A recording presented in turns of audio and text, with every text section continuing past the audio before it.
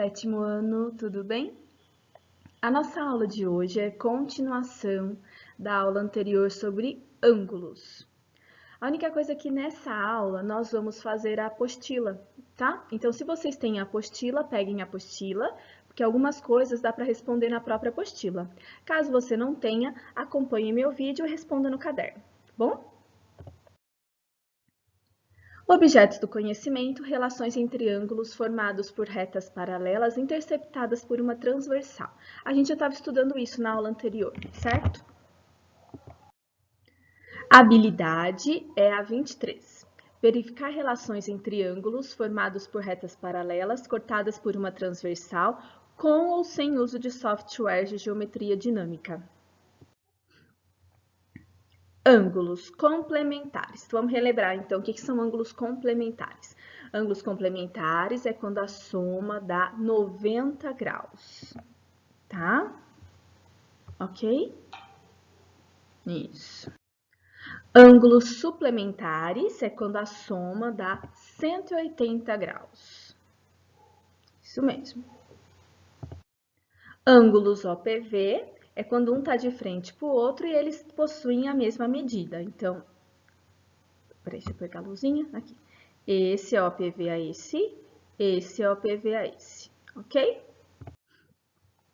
O teorema do Zorro, a gente tem que o 3 e o 5 têm a mesma medida, isso ajuda na hora de descobrir as medidas dos outros ângulos, né?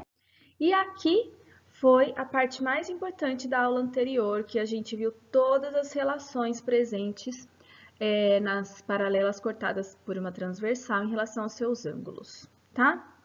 Então, nós temos correspondentes, OPV, ângulos colaterais internos e externos, tá?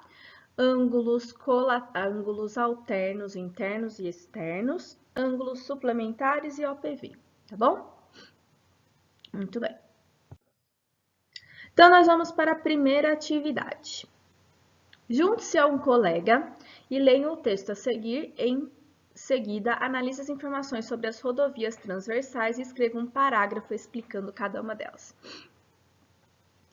Com mais de 210 mil quilômetros de estradas pavimentadas e outros 1,3 milhão de não pavimentadas, de acordo com o Departamento Nacional de Infraestrutura de Transporte, o DENIT, o Brasil tem diversas opções para os amantes das viagens sobre 2 ou 4 rodas.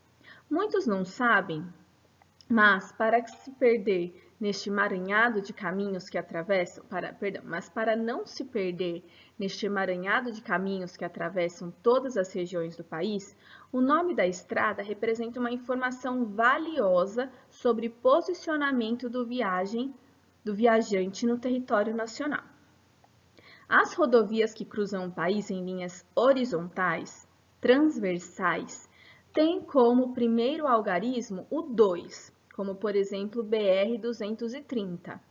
Os demais números indicam a posição da estrada no território nacional. Se o número de uma estrada transversal estiver entre 0 e 49, a rodovia está ao norte da capital, e entre 50 e 99 está ao sul, em função da distância da rodovia ao paralelo de Brasília. Então, gente, esses números não são à toa, tá? Eles estão relacionados à distância de Brasília, tá? Olha que interessante. Depois eu vou ter uma atividade em relação a esse exercício para propor para vocês, tá bom? Então, tá aqui, ó, exemplo, tá bom? Aqui, ó, BR 290, 252 e 230. Lembrando, 252, então, vai estar abaixo de Brasília, que tá aqui, certo? 290 também, 230 acima, tá bom? E como tem o 2, significa que ela corta de fora a fora, né? Horizontalmente, tá? Muito bem. Então, 1.2. Uma pessoa está viajando em território nacional pela rodovia BR-230 e outra pela rodovia BR-262. De acordo com o texto, qual será a posição dessas pessoas? Facinho, né? Então, o que a gente tinha que perceber? Se 230 significa que está acima de Brasília, tá? E que 262 estará abaixo, tá bom? Então, BR-230, como mostra no mapa, está ao norte, pois possui o número 30 da capital, numa rodovia horizontal, pois começa com 2. E no 262, como mostra no mapa, está ao sul da capital, pois possui o número 62, numa rodovia horizontal, pois começa com 2. Ok? Então é isso, tá bom, gente? Pode escrever com as palavras de vocês, não precisa ser idênticas às minhas, tá bom? Se tiver escrito mais ou menos isso, está correto, tá bom? Vamos para a próxima. Então, aqui, ó. Na vista aérea de uma rodovia, temos a localização da BR-230. Organize-se em trios e faça uma pesquisa sobre por que essa rodovia é chamada de transversal, além do nome dessa rodovia e suas características. Organize uma apresentação para os demais colegas da sala para apresentar os resultados de sua pesquisa. Pesquise o significado de transversal em matemática e compare com os da estrada. Eles são equivalentes? Então, nós vamos deixar isso para fazer junto com a primeira questão lá. Como eu disse, eu vou fazer um trabalho de pesquisa com vocês, mas essa apresentação será diferente, tá? Então, nós vamos deixar para eu explicar depois para vocês.